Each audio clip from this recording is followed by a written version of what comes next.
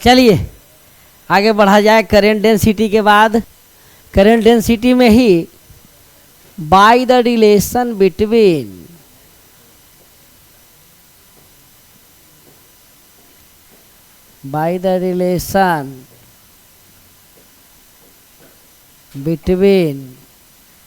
current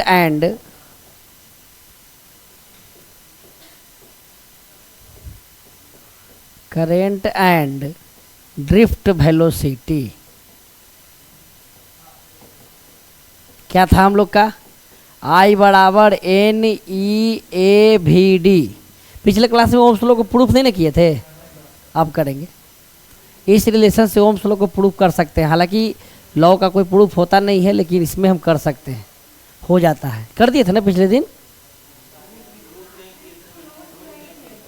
अच्छा, तो J बराबर हो गया I/A, तो J बराबर हो जाएगा NE/AVD/A। A से निकल गया और J बराबर बच गया NE/VD। ये भी इंपॉर्टेंट रिलेशन है।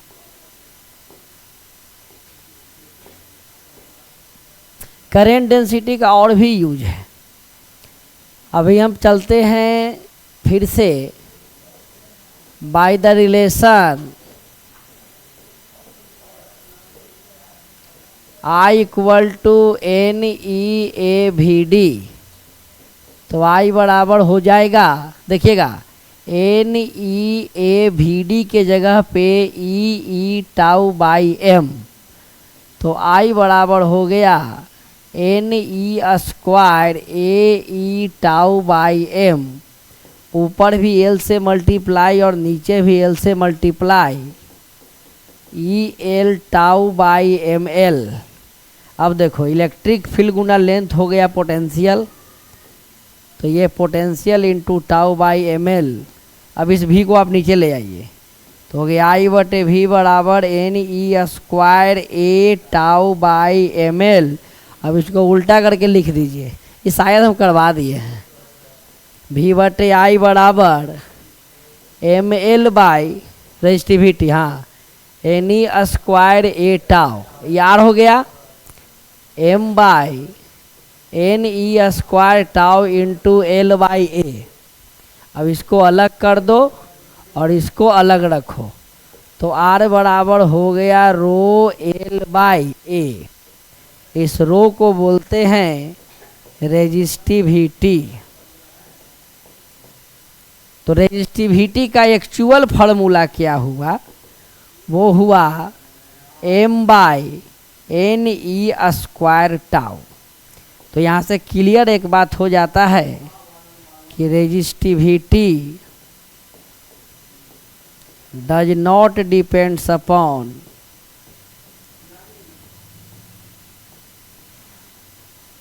Length and area.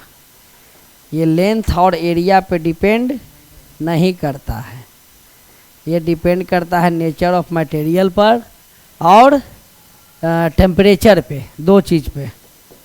चलिए, अब इसके बाद लिखो, नहीं लिखना बाद में, देखो ध्यान से। आप आइए ओम्स लॉ पर, पूरा पहला चेक पॉइंट यहाँ तक बन जाएगा। ये आइए दूसरे में, ज़्यादा कुछ नहीं, ओम्स लॉ 10th का ही थोड़ा इंटीग्रेटेड पार्ट होगा। गेट हटा दो तो देखिएगा ध्यान से। Ohms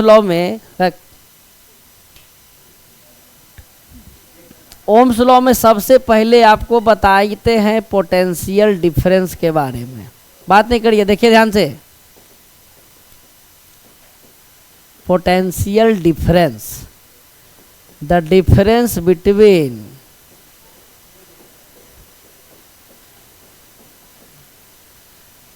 potential of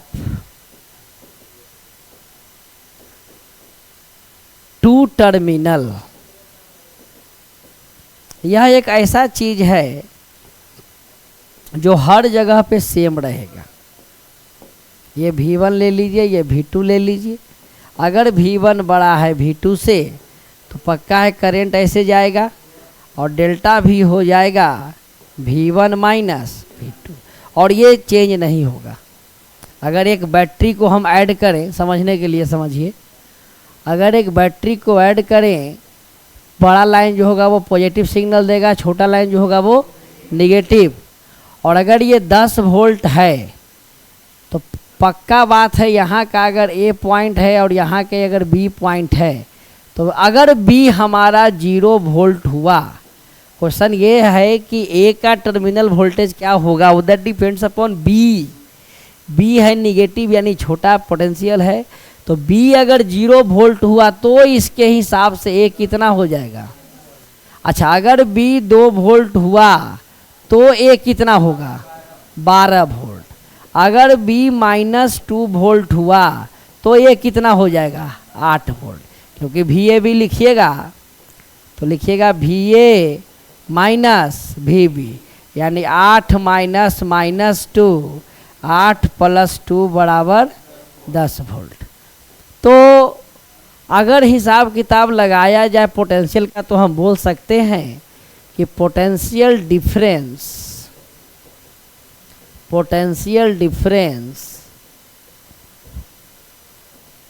which is given by EMF यानी बैटरी, इलेक्ट्रोमोटिव फोर्स, आगे चल के पढ़ेंगे। It is remain constant in the circuit को शॉर्ट में CKT लिखते हैं। मतलब जब तक आप बैटरी चेंज नहीं कर देंगे तब तक ये टर्मिनल वोल्टेज क्या रहेगा, सेम, ये कभी बदलेगा नहीं। और यही इलेक्ट्रॉन को पुश करता है, चलाता है। तो अब आइए ओम्स लॉ के स्टेटमेंट पर। Statement of Ohm's law, Ohm's law का कहना क्या है ये देखते हैं। ओम्स लॉ में हम लोग पोटेंशियल समझ गए। अब आइए ओम्स लॉ में, according to law the flow of current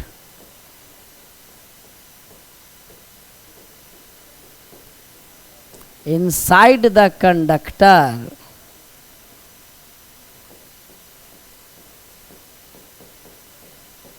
is directly proportional to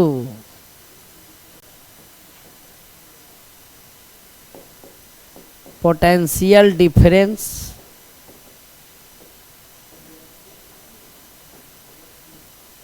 and inversely proportional to property of resistance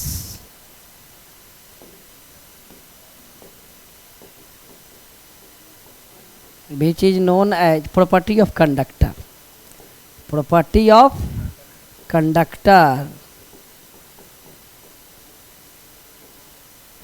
which is known as resistance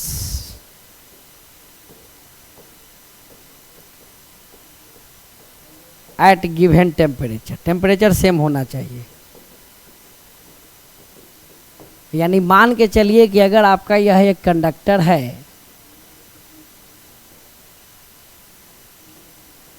यहाँ का पोटेंशियल V1 है और यहाँ का पोटेंशियल, और इसका प्रॉपर्टी कंडक्टर रेजिस्टेंस R है, तो I is directly proportional to delta V यानी inversely proportional to R। Combined form में लिखेंगे तो डेल्टा V बटे, तो I बराबर हो जाएगा K डेल्टा V बटे R।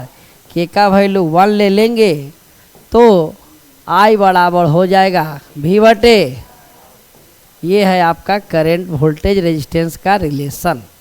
यही है ओम्स लॉ। अब है यहाँ पर क्या कि V बराबर क्या निकल के आ गया, IR, और R बराबर क्या निकल के आ गया, V बटे I। लेकिन जो रेजिस्टेंस है वो ना तो वोल्टेज पे डिपेंड करता है और ना ही करंट पर। हमारे पास रेजिस्टेंस में क्या क्या है, अभी लाइट है, पंखा है, टीवी है, कैमरा है, ये सब रेजिस्टेंस है। वायर में रेजिस्टेंस को हम लोग कंसीडर बहुत कम होता है रेजिस्टेंस। कनेक्टिंग वायर में ऐसा मान के चलते हैं कि रेजिस्टेंस लगभग 0 है। हम घर से बाहर निकलते हैं तो फैन बंद करते हैं कि पोल पर से तार उतार के ले आते हैं, फैन बंद करते हैं क्योंकि ज़्यादा बड़ा रेजिस्टेंस ये है। हम लोग कनेक्टिंग वायर में रेजिस्टेंस को लगभग इग्नोर करके चलते हैं। अगर ऐसा रहता कि बहुत ज़्यादा रेजिस्टेंस है वायर में तो पता चलता कि बिना कुछ किए हुए 10,000 के बिल आ गया। तब क्या करता आदमी कि पोल पर जाके तार उतर के ले आता कि जितना देर करंट दौड़ेगा उतना देर रेजिस्टेंस का यूज होगा। लेकिन वायर का रेजिस्टेंस को लगभग इग्नोर करके चलते हैं। उससे हैवी रेजिस्टेंस यहाँ प्रेजेंट है, टीवी है, पंखा है, फ्रिज है, जितना भी डिवाइस है वही रेजिस्टेंस है। इसको हम लोग लोड भी बोलते हैं। जब एसी सर्किट पढ़िएगा ना तो उसमें इस सब डिवाइस का नाम का चेंज हो जाएगा, लोड बोलेगा। A load is connected between circuit ऐसे करके लिखा रहेगा क्वेश्चन में। तो ओम्स लॉ का ये सिर्फ डेरिवेशन है। अब ये है कि ओम्स लॉ के हिसाब से वेरिफिकेशन कैसे किया जाए।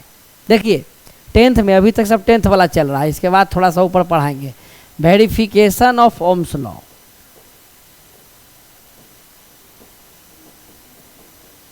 कुछ नहीं करना है।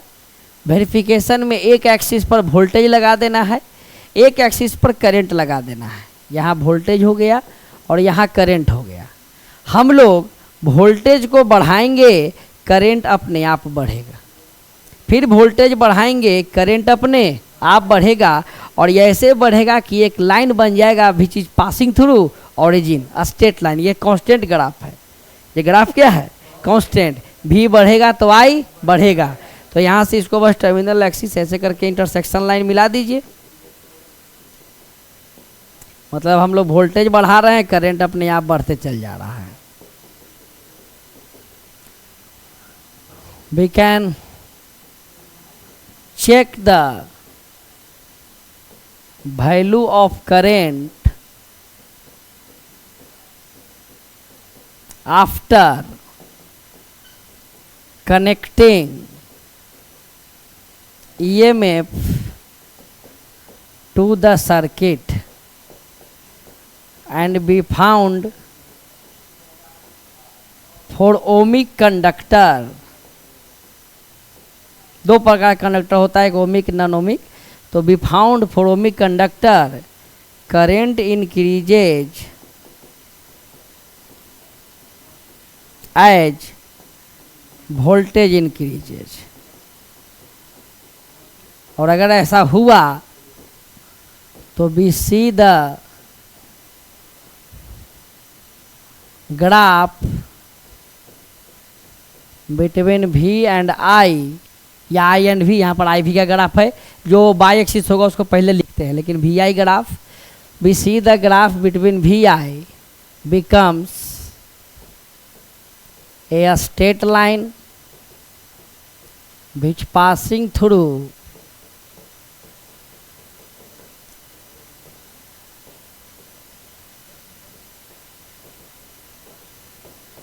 origin। ये है ओम्स लॉ का वेरिफिकेशन। अब है, लिखे नहीं, पूरा चल जाएगा, ये लिख लीजिएगा। आगे बढ़े बताते हैं, रुको ना, समय पड़ाएगा सब। अब आते हैं on the basis of Ohm's law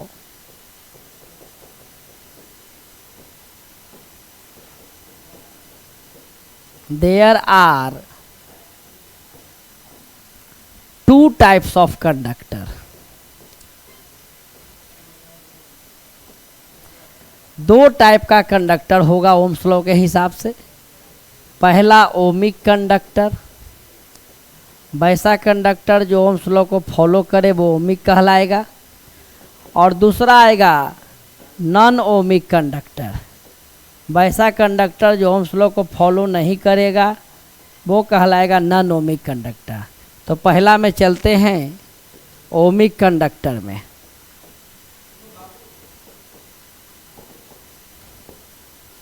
the conductor which follow Ohm's law are called ohmic conductor।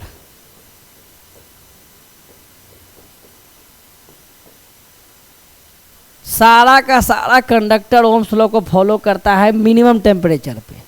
Low temperature पर all conductor follow Ohm's law. Ohms law को फॉलो करने का मतलब क्या हुआ कि वोल्टेज और करंट में एक सही रिलेशन तुमको दिखेगा। तो all conductors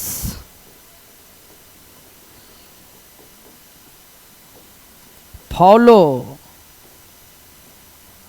ohms law at low temperature.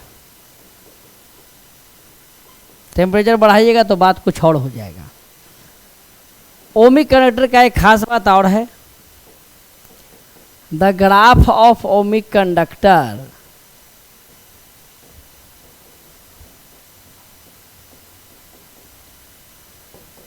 is a straight line which passing through,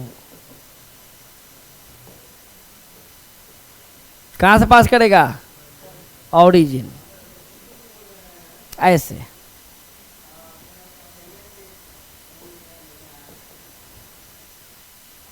ये, और दूसरा भी है, दूसरा भी ग्राफ है, the graph of ohmic conductor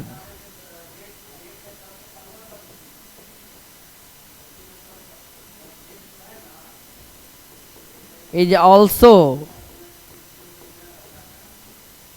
symmetrical about origin।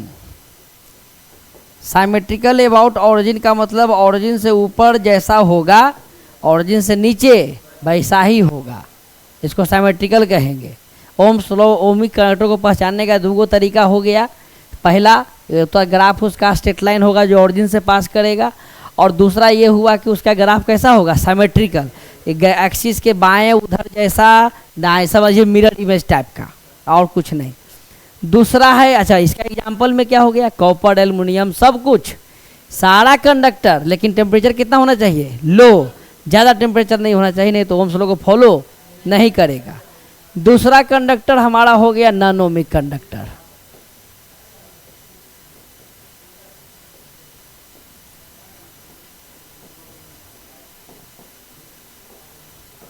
The conductor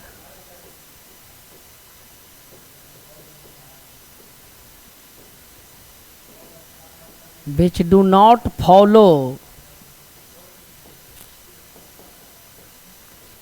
Ohm's law are known as non-ohmic conductor।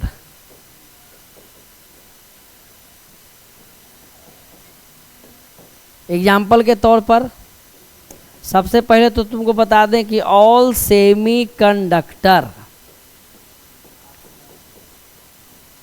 Are non ohmic, जिसमें arsenic आ गया, सीजियम आ गया, सिलिकॉन आ गया, ये सब। दूसरा एक इसी का ब्रांच है PN junction. PN junction are non ohmic in nature. ये सेमी कंडक्टर में पढ़िएगा, जब पी टाइप सॉलिड को एन टाइप सॉलिड से कनेक्ट करेंगे तो एक नया चीज़ तैयार होगा जिसको बोलेंगे पीएन जंक्शन। ये सेमीकंडक्टर डिवाइस का चैप्टर का है। इसका ग्राफ कैसा होगा? The graph of non ohmic conductor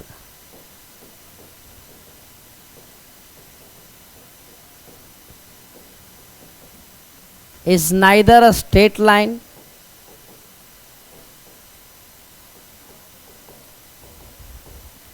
nor symmetrical about origin.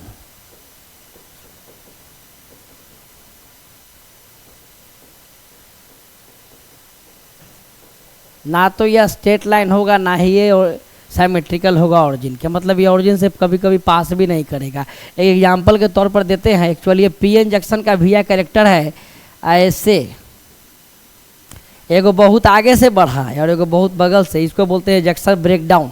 ये उस समय पढ़ेंगे तब बताएंगे कि पीएन जंक्शन में एक ब्रेकडाउन होता है, एक एवलांचे ब्रेकडाउन होता है। तो दोनों में जा कर के एवलांच में समझते हैं ना, एवलांच तूफान जो आता है, तो तूफान कहने का मतलब कि एक होता है क्या उसको बोलते हैं पी टाइप सॉलिड जिसमें फॉरवर्ड बाइजिंग होगा, और एक एन टाइप सॉलिड होगा जिसमें रिवर्स बाइजिंग होगा। तो फॉरवर्ड बाइजिंग में PN junction small amount of resistance produce करता है जिससे कि करंट फ्लो हो जाता है, लेकिन रिवर्स बाइजिंग में वो कितना ज़्यादा रेजिस्टेंस प्रोड्यूस करता है कि करंट का फ्लोइंग नहीं होता है, करंट नहीं बढ़ पाता है, तो उसको वोल्टेज को बढ़ा करके उस रिवर्स बाइजिंग को एक अलग डायोड तैयार किया जाता है जिसको बोलते हैं जेनर डायोड, जो रिवर्स बाइजिंग में भी करंट को फ्लो करे, करंट फ्लो होने दे अपने से। वो आगे चल के पढ़ेंगे। ये ओमिक कनेक्टर का बेसिक इन्फॉर्मेशन है, जिसमें कि पीएन जंक्शन खुद एग्जाम्पल है, पीएन जंक्शन डिवाइस ही है, ठीक, इसमें और कोई नाम नहीं। फिर जेनर डायोड आएगा, फिर ट्रायोड आता है, बहुत चीज़ है इसमें आगे। पूरा सेमीकंडक्टर में तो यही पढ़ना है। ऐसे रिप्रेजेंट होता है पीएन जंक्शन, ऐसे। ये हो गया पीएन जंक्शन, ये पी टाइप, ये एन टाइप। और जेनर डायोड ऐसे होता है, हालांकि जेनर डायोड का तो बताया भी नहीं। जेनर डायोड ऐसे होता है, ये हो गया जेनर डायोड। ये सब पढ़ना है, बहुत बढ़िया चैप्टर है ये। इस बार शायद हटा दिया है सेमीकंडक्टर, लेकिन हम पढ़ाएंगे फिर भी। तो ये है बात आपका ओम्स लॉ का। ओम्स लॉ में सारा कंडक्टर ओम्स लॉ को फॉलो करे, ये कोई ज़रूरी, ये डिपेंड करेगा कि कंडक्टर है कैसा और टेम्परेचर कितना है। अब ओम्स लॉ पढ़ने के बाद हम लोग इसके प्रॉपर्टी पर जाते हैं और पढ़ते हैं रेजिस्टेंस, जहाँ से क्वेश्चन आएगा। एक चीज़ और यहाँ पर हम बता सकते हैं, हालांकि आगे भी बताएंगे तो ठीक रहेगा, लेकिन समझ लो, क्योंकि फार्मूला हम लोग जान गए हैं कि आई बराबर क्या होता है, भी बटे, तो आर बराबर क्या होगा, भी बटे। तो जरा भी आई का स्लोप निकालते हैं। ये है भी और ये है आई। अगर ये लाइन है तो यहाँ का कोऑर्डिनेट हो गया आई कॉमा भी, तो ये वाला पूरा लाइन हो गया भी, और ये वाला पूरा लाइन हो गया आई, और ये एंगल क्या है, थीटा। तो the slope of V I graph, tan theta निकालिए, m बराबर tan थीटा, tan थीटा बराबर परपेंडिकुलर बाय बेस। परपेंडिकुलर पर कौन है, भी, बेस पर कौन है, आई, और भी बटा आई क्या होता है, आर। मतलब गिव्स क्या, रेजिस्टेंस। जैसे हम वी आई ग्राफ का स्लोप निकालेंगे तो हमको क्या मिल जाएगा, रेजिस्टेंस। और अगर एक क्वेश्चन देखा जाए एग्जाम्पल के तौर पर, तो अगर ये वी आई ग्राफ है और यहाँ दो गो लाइन है, एक लाइन यहाँ है, एक लाइन यहाँ है, इसका रेजिस्टेंस T1 है, इसका रेजिस्टेंस T2 है। अगर इसने बनाया θ2 एंगल और इसने बनाया θ1 एंगल, और हमको दिख रहा है कि θ1 ज़्यादा है θ2 से, तो अब यहाँ पर लिखना पड़ेगा कि θ1 इज ग्रेटर दैन θ2। इसका मतलब है कि T1 is greater than T2, यानी T1 is R1 and T2 is R2। जिसका जितना स्लोप रहेगा उसका रेजिस्टेंस उतना ही ज़्यादा रहेगा। ये हो गया आपका एक क्वेश्चन, पहला क्वेश्चन ओम्स लॉ से निकला। अब आते हैं रेजिस्टेंस पर। समझो इसे बहुत हार्ड नहीं है, इसीलिए फास्ट भी चलेगा तो कोई दिक्कत नहीं है। Resistance is that property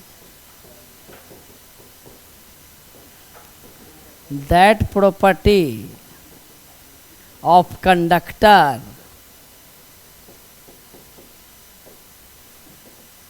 which always oppose या try to oppose flow of current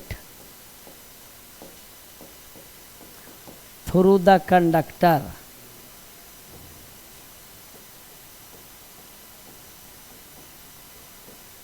यानी V बराबर अगर IR है तो I बराबर हो गया V बटे। अब यहाँ पर हम लिखेंगे इसका यूनिट, R बराबर V बटे I यूनिट। वोल्टेज का क्या हो गया, वोल्ट। करंट का क्या हो गया, एम्पियर। तो हो गया V पर एम्पियर, इसको बोलेंगे ओम, डिनोट करेंगे ओमेगा से। डायमेंशन ऑफ R, V का डायमेंशन हो गया ml² T-3 और A-1 बटा I का क्या हो गया A ऊपर जाएगा तो हो गया ml² T-3 A-2, और नेचर हो गया इसका भी स्केलर।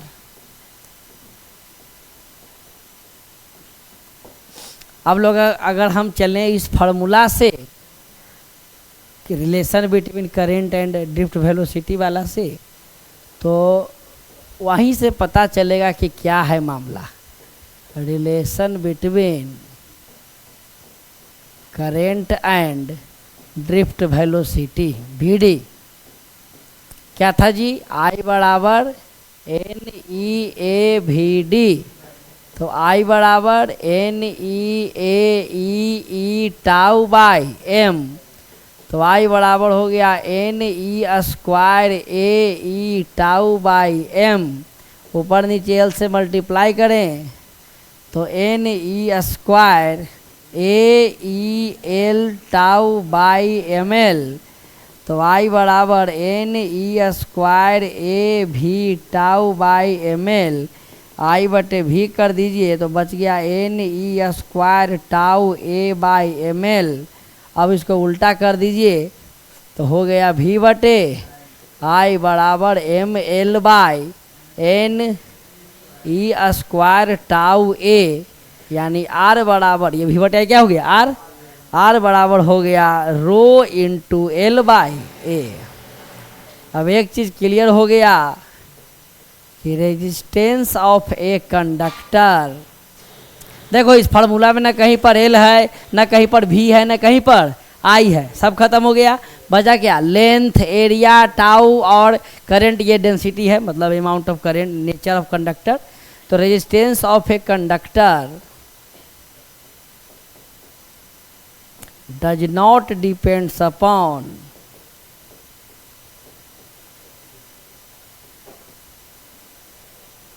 voltage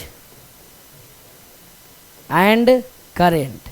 अब सोचो ना, यहाँ पर मरकरी लगा हुआ है, अब इस मरकरी को वोल्टेज बढ़ जाए घट जाए क्या फ़र्क पड़ता है, इसका क्वालिटी थोड़ी चेंज हो जाएगा, है कि नहीं। ये बात है, डिपेंड किस पे करता है। फार्मूला में देखिए, यहाँ देखो लेंथ, एरिया, टेम्परेचर, टाउ मतलब रिलेशन विद टेम्परेचर है, नेचर ऑफ मटेरियल और दो चीज़ और है, direction of current and dimension of conductor. Current के डायरेक्शन पर भी रेजिस्टेंस डिपेंड करता है, उससे बहुत अच्छा अच्छा क्वेश्चन आता है, आगे बताएंगे। तो सबसे पहला तो आ गया कि रेजिस्टेंस भाई किस किस पे डिपेंड करता है, बोलो। रेजिस्टेंस डिपेंड्स अपॉन, पहला है लेंथ, दूसरा cross section area, cross sectional area, तीसरा बोलिए। अब आइए किस पे, टेम्परेचर, चौथा बोलिए नेचर ऑफ मटेरियल, अब दो और पांचवा डायरेक्शन ऑफ करेंट, और छठा डायमेंशन ऑफ कंडक्टर। मेन चीज़ तो तुम लोग ये समझो कि रेजिस्टेंस जनरली क्या है। जब इलेक्ट्रॉन चलता है कंडक्टर के अंदर तो उस दौरान जितना टक्कर होगा इलेक्ट्रॉन का इलेक्ट्रॉन से, इलेक्ट्रॉन का प्रोटॉन से, आयन से, ये टक्कर ही है रेजिस्टेंस। इसी में किसी कंडक्टर में टक्कर कम हुआ तो वो बढ़िया कंडक्टर है, टक्कर ज़्यादा हुआ तो वो ख़राब कंडक्टर है। इसका सारा श्रेय जाता है उसका नेचर ऑफ मटेरियल पर। जितना ज़्यादा अरेंजमेंट सही से रहेगा इलेक्ट्रॉन प्रोटॉन का, उतना कम टक्कर होने का संभावना है। तो यहाँ पर आप बेसिकली फाइनली में लिख सकते हैं कि resistance is also defined as, also defined as the number of striking, या the number of strike which take place by electron inside the conductor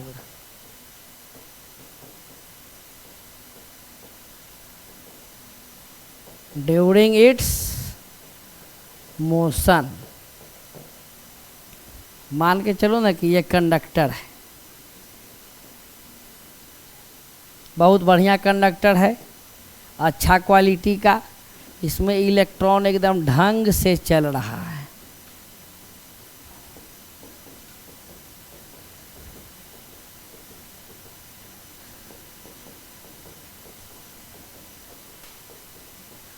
और यहाँ प्रोटॉन कहीं कहीं पर है, दिखाने की कोशिश कर रहे हैं, हालांकि होता तो बहुत ज़्यादा है। ये सब जगह प्रोटॉन है। अब कुछ इलेक्ट्रॉन यहाँ से चला, एक दो गो, ये सभी चल रहा है, ये सब एक आध गो चला इधर से इलेक्ट्रॉन। अब यहाँ पर टक्कर होने का संभावना क्या है? कम है। तो जितना कम टक्कर होगा उतना कम रेजिस्टेंस होगा, जितना ज़्यादा टक्कर होगा उतना सिंपल। अब आ जाइए इन तीनों, इन चारों पांचों छवों जो लिखाया है सबको बारी बारी से प्रूफ करेंगे, मतलब बताएंगे। तो सबसे पहले दूगों को देखिए, लेंथ को और एरिया को, उसके बाद बताएंगे रेजिस्टिविटी, फिर बताएंगे डायरेक्शन ऑफ करेंट, फिर बताएंगे टेम्परेचर। बहुत है, अभी दो दिन इसी में निकल जाएगा। तो सबसे पहले यहाँ से क्वेश्चन भी आएगा। सबसे पहले डिपेंडेंसी चेक करते हैं लेंथ पर। मान लीजिए कोई कंडक्टर है, उसमें आप बाहर से कोई मटेरियल नहीं मिलाइए और उसकी लंबाई को खींच के क्या कर दीजिए? डबल। तो डबल करिएगा तो एरिया अपने आप क्या हो जाएगा? तो चलने में दिक्कत होगा। और एक तो रोड पहले था उसी में टक्कर कर रहा था, और रोड पतला कर देगा, 10 गो ठेला इन्हें 5 गो ठेला इन्हें लगा देगा, तो कम रास्ता बचेगा। तो जितना कम रास्ता बचेगा उतना ज़्यादा टक्कर होगा, समझे? तो अगर लेंथ बढ़ाते हैं तो रेजिस्टेंस बढ़ेगा। The resistance of a conductor increases with the increasing in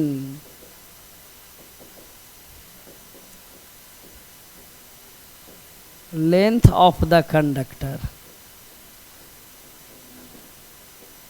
यानी R is directly proportional to L। दिमाग में ये रखना है कि रेजिस्टेंस बढ़ाएंगे, इसकी लेंथ बढ़ाएंगे तो एरिया क्या हो जाएगा? घटेगा, क्योंकि बाहर से आप एक्स्ट्रा कोई मटेरियल, आटा का लोइया देखे हैं ना, उसको खींच दीजिए तो इतना मोटा है तो धीरे धीरे पतला हो जाएगा, कमा दीजिए तो इतना मोटा है तो और मोटा हो जाएगा। सिंपल है एरिया। अब मटेरियल मिला रहे हैं, लंबाई मान लीजिए बढ़ा रहे हैं और मटेरियल बाहर से मिलाते जा रहे हैं, तो एरिया में कोई फर्क, क्योंकि आपका मटेरियल तो बाहर से खींच रहा है लेकिन नहीं रहेगा तो उसी में से उधर कम, क्योंकि वॉल्यूम क्या रहता है? कांस्टेंट। Volume constant. मान लो इसका जो वॉल्यूम होगा, लंबाई गुने एरिया, इसको डबल किए तो वॉल्यूम तो उतने रहेगा ना। लेंथ हो गया डबल तो एरिया हो जाएगा आधा। सीधा उल्टा से बताएंगे हम कैसे क्यों होता है। दूसरा बात, क्रॉस सेक्शन एरिया का, क्रॉस सेक्शनल एरिया, एरिया बढ़ाइएगा तो रेजिस्टेंस को चलने में और मदद मिलेगा। तो कंडक्टर में रेजिस्टेंस इलेक्ट्रॉन को चलने में और मदद मिलेगा, तो कम टक्कर होगा तो कम रेजिस्टेंस होगा। तो सिंपल बात है कि the resistance of a conductor, the resistance of a conductor क्या होगा? Decreases with the increasing in area, यानी R is inversely proportional to A। ये दो बात हो गया, एक लेंथ का हो गया और एक एरिया का हो गया। अगर लेंथ और एरिया से देखा जाए तो अब हम पढ़ सकते हैं यहाँ पर रेजिस्टिविटी, रो। हम लोग क्या जानते हैं? we know that resistance is directly proportional to length, पूरा बात बोलिएगा, और resistance is inversely proportional to, दोनों को कंबाइंड करके लिखें तो L बटा क्या हो गया? और जब ये प्रोपोर्शनल का साइन हटेगा तो यहाँ रो आ जाएगा। इसी रो को हम लोग बोलते हैं क्या? रेजिस्टिविटी। अब यहाँ से फार्मूला निकल के आया, रो बराबर आर ए बटे एल। अगर एरिया को तुम एल स्क्वायर लिखो तो एल से एल क्लियर है, रो बराबर क्या हुआ आर इंटू एल। मतलब resistivity is defined as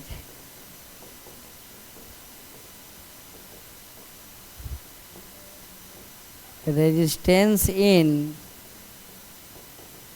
unit length of conductor। Unit क्या हो जाएगा, फॉर्मूला क्या है रेजिस्टिविटी का,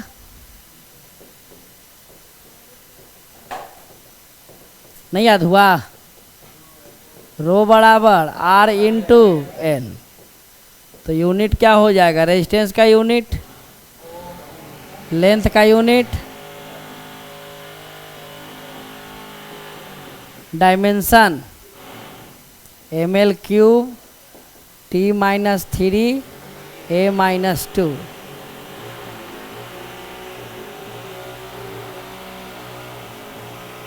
नेचर क्या हो गया, ठीक।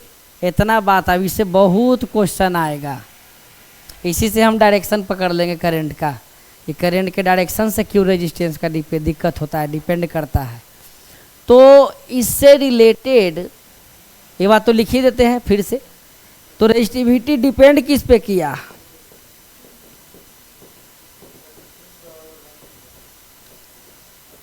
डिपेंड्स अपॉन किस पे, temperature and nature of material, और किसी चीज पे नहीं। ना तो ये लेंथ पे डिपेंड करता है, ना तो ये एरिया पर। क्या निकालना है बताते हैं,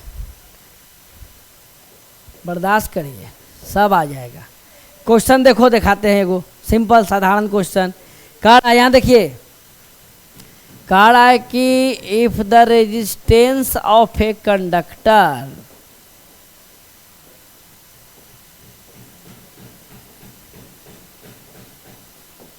is 20 ohm, then find new resistance if its length becomes double। अगर उसकी लंबाई को दुगना कर दिया जाए तो रेजिस्टेंस क्या होगा। आप क्वेश्चन में ये नहीं बोला है कि एरिया क्या होगा, एरिया को तुम अपने सोचो। और कैसे सोचो ये देखो, मान लीजिए कि ये रेजिस्टेंस कंडक्टर है आपका, ध्यान से देखना, बहुत क्वेश्चन आता है ऐसा ऐसा।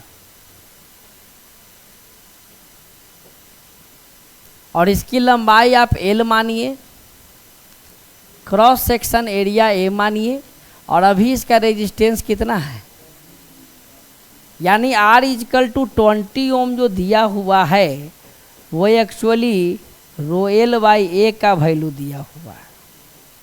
क्योंकि रेजिस्टिविटी तो लेंथ और एरिया पे डिपेंड करता नहीं है, तो बच गया 20 ओम।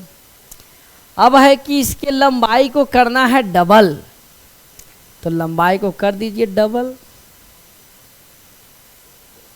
एल से कितना हो गया, अब एरिया कितना हो गया इसके बारे में हमको पता नहीं है, तो हम लिख दिए डैश।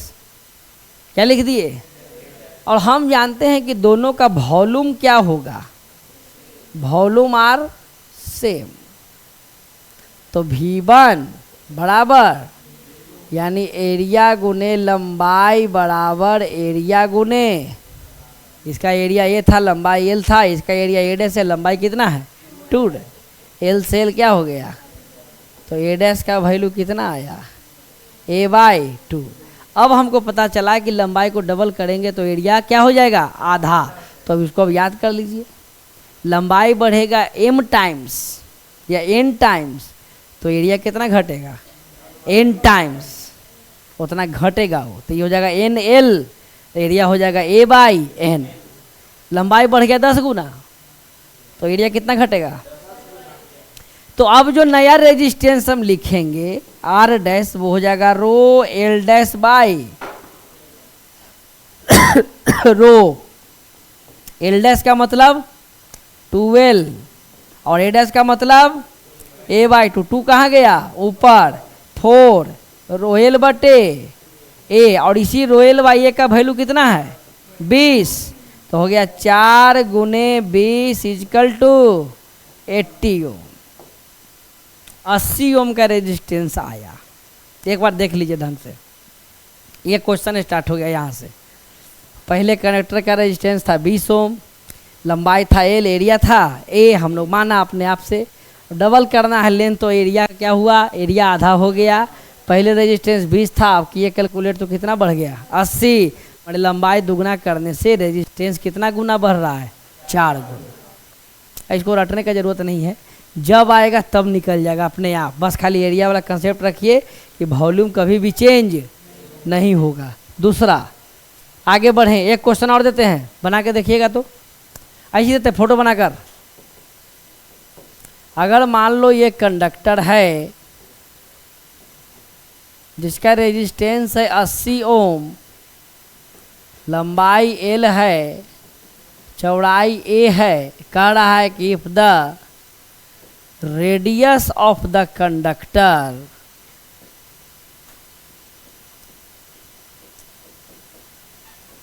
इंक्रीजेज बाय 50%, रेडियस को 50% बढ़ाए हैं, तो बताइए कि नया रेजिस्टेंस क्या होगा, बताइए। देन फाइंड न्यू रेजिस्टेंस, लिखिए। तो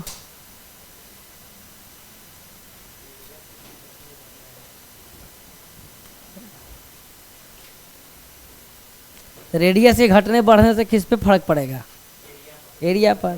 तो पहले एरिया पर निकाल लीजिए, और उसका उल्टा सोचिए लेंथ के लिए कि एरिया हुआ डबल तो लेंथ हुआ आधा। बना के देखो,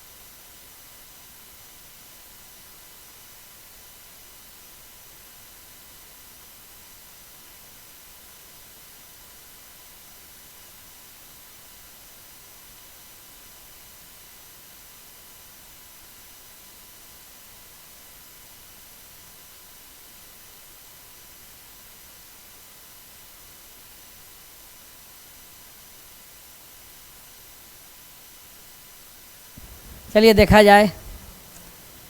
रेजिस्टेंस दिया हुआ है 80 ओम, यहाँ देखिए सब बना नहीं अब। तो रेजिस्टेंस का वैल्यू है 80 ओम, यानी आर का वैल्यू होता है रोएल बाई ए, इसका वैल्यू दिया हुआ है 80 ओम।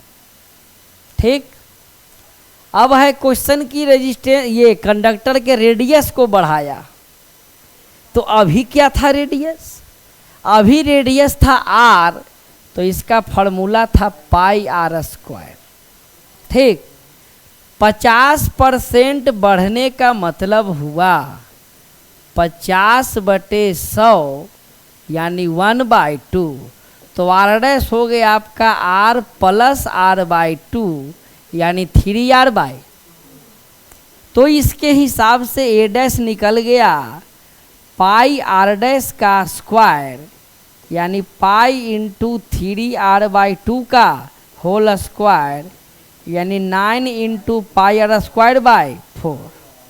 ये आ गया भाई ए डैश। तो 9/4 ये बढ़ा कि घटा? बढ़ा। अरे ऊपर बड़ा नंबर है नीचे छोटा नंबर है तो बढ़वे ना किया। अब अगर एरिया आ गया आपका 9/4 देखिएगा ए पाई आर स्क्वायर क्या लिख दें ए। तो लेंथ आपका हो जाएगा उल्टा 4/9 इंटू ए। ठीक देखते रहो। तो अब रेजिस्टेंस निकालेंगे आर डैश बराबर rho L dash by A dash यानी आर डैश बराबर रो एल डैश का मतलब यहाँ एल होगा, यहाँ हो जाएगा 4l/9 और यहाँ हो जाएगा 9a/4।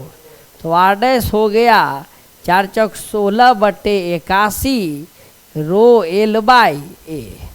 Row L by A का वैल्यू कितना है 80। तो 80 है तो लिख सकते हैं 16/81 गुना 80। 80 से 81 लगभग कट ही जाएगा। तो आर डैश का वैल्यू आ गया कितना 16 ओम लगभग।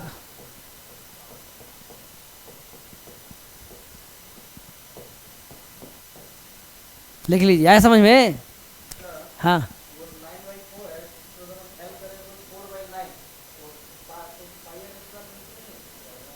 कहे आ जाएगा। तुम पता क्या किए कि हमारा एरिया कितना गुना बढ़ा तो उसके हिसाब से लेंथ उतना गुना घटेगा। तो उल्टा कर दो 2 गुना बढ़ा तो क्या हुआ था 2 गुना घटा तो l/2 हो गया था। यहाँ है 9/4 तो उल्टा क्या होगा? बस दिमाग नहीं लगाना ज़्यादा।